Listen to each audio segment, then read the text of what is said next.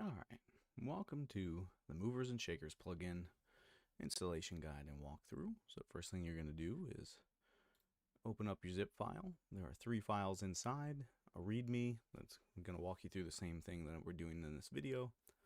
Then there is 5 plugins in a iRacing Live Timing plugins file, and the remote control component in a remote control component file as well. So first thing we're going to do is open up your SDK project, whichever one you want to add these to. We're going to start by adding the plugins, going down to the overlay section of the settings and clicking on plugins and the little ellipses to bring up the plugin editor.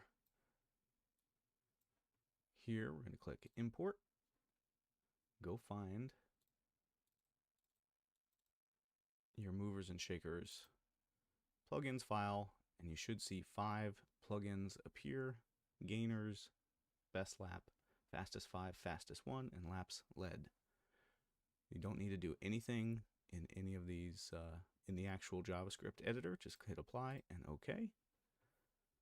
Next thing we're going to do is install our remote control component. The way you do that is go to your remote control panel, hit F2 to enter edit mode. We're going to come down here next to import from library and toggle that to import file. Then click import file, look for your Movers and Shakers remote control component file wherever you extracted the zip file, and open it up. It is most likely going to throw it down here at the bottom left below everything, so you can move it wherever you want later. We'll leave it there for now.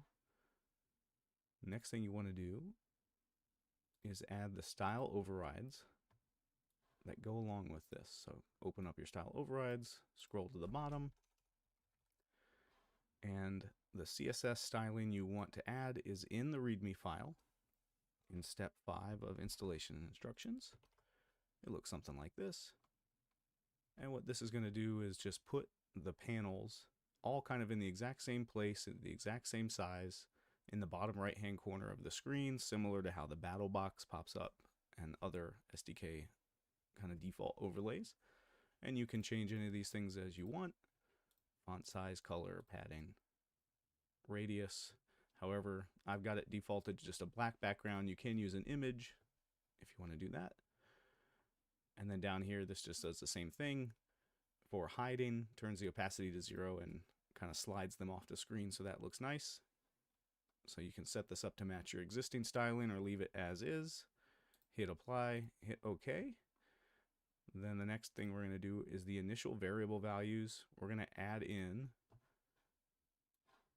just to make sure that we are by default hiding all 5 of these panels when we first open up SDK. This variable set text is also in the README file, so we're just going to paste that in. And there's our 5 plugins all set to hide. I'm going to click OK on that. And then we're going to save our project with whatever you want to call it.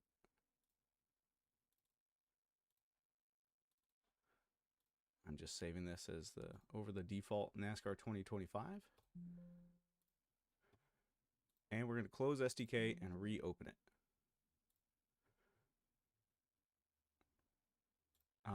This is kind of just a best practice. Anytime you mess around with the plugins, add, remove, disable, or edit them, I find that you can avoid a lot of bugs simply by making sure that you save, close, and reopen the SDK iRacing Live Timing. And now we have our Movers and Shakers remote control ready to go. And I do have, let's see, a race going. Let's see if we can take a peek at that and then kind of play around with the remote, make sure everything is working.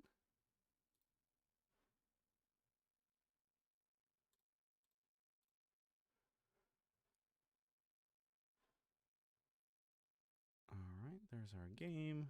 Make sure we've got the browser source ready to go. I should have set this up earlier. My apologies.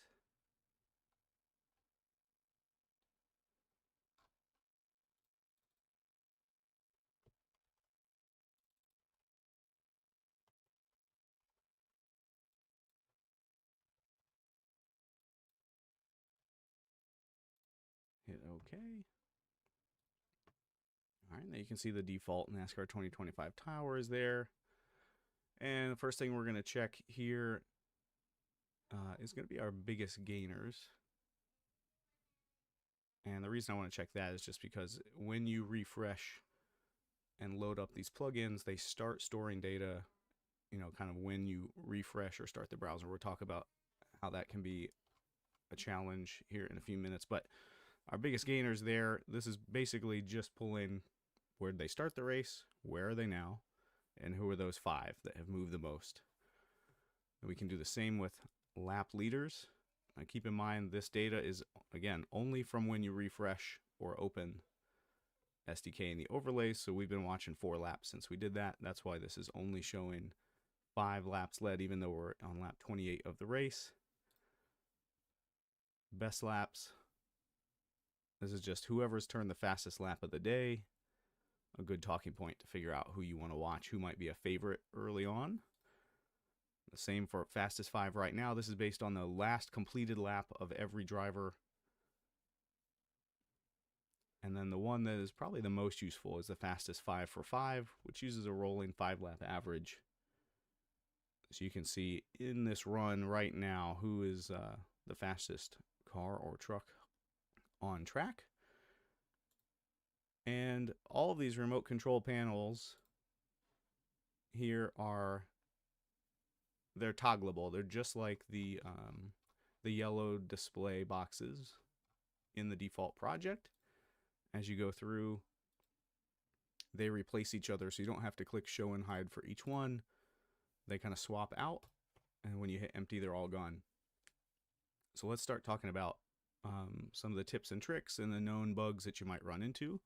One of them is, let's say you have to refresh your browser source or you have to close and reopen SDK.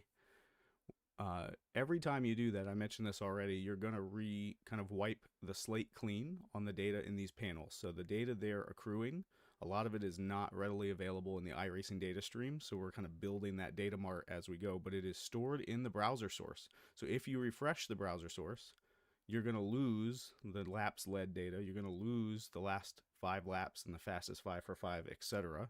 So you want to avoid refreshing the browser at all costs, and that includes closing and reopening live timing, refreshing the browser source in OBS or Streamlabs, reloading the SDK HUD if you're using that, or hitting reload overlay in the remote control panel here. So you want to avoid doing that if you can.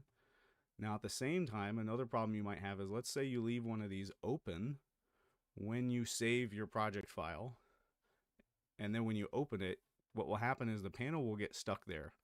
And I'm going to emulate that right now by refreshing my browser source. The panel's there. Now, even when I try to empty it out, there's a ghost copy of it that's there and I can't get it to go away.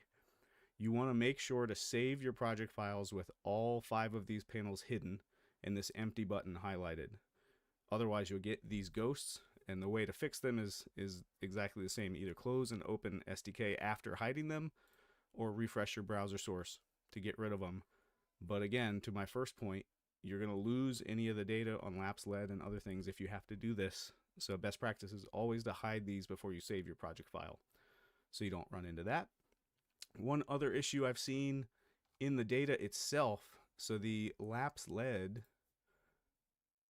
data source comes from the SDK built-in data mart, and every now and then it will count the opening green flag lap 0, as the cars cross the start finish line as a lap led for the pole sitter.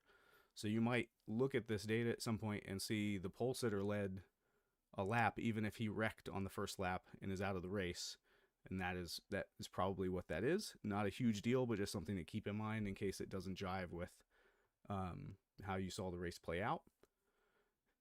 The next would be for the fastest 5 for 5. Caution laps do count in these averages, so I would recommend not using this panel until you've had at least 5 laps of green flag racing after a restart. At the beginning of the race, it's not going to make a big deal. It's just not going to be actually 5 laps. It'll be however many have been completed so far if you do it on lap 3, for example. And then last, we'll talk about replay compatibility. As far as I know, there's no major reason that you wouldn't be able to use this on a replay if you were building a highlight reel or something like that.